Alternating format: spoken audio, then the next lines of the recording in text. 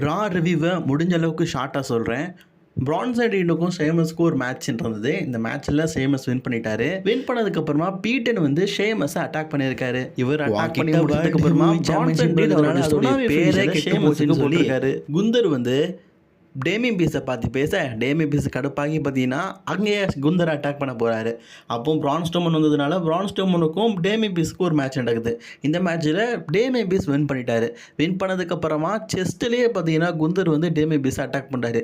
But ஆனால் Damian piece குந்தரை வெளுத்து வாங்கிட்டாருங்க. போர்டாலஸை கூப்பிட்டு கிரீட் பிரதர்ஸ் ஹெல்ப் மூலியமாக பயங்கரமாக இன்றைக்கி போர்டாலஸை அட்டாக் பண்ணியிருப்பார் ஜாக் கேபிள்.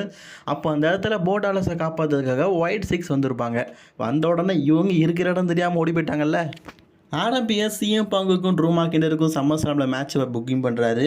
ஆனால் ட்ரூ மாக்கிண்டர் அப்பாலஜி கேட்க சொல்கிறாரு. அப்பாலஜி கேட்காததுனால ரெஃபரிஸை அடிக்கிறதுக்கு போகிறாரு. அப்போது இதை தடுத்து நிறுத்ததுக்காக செத் ரோலன்ஸ்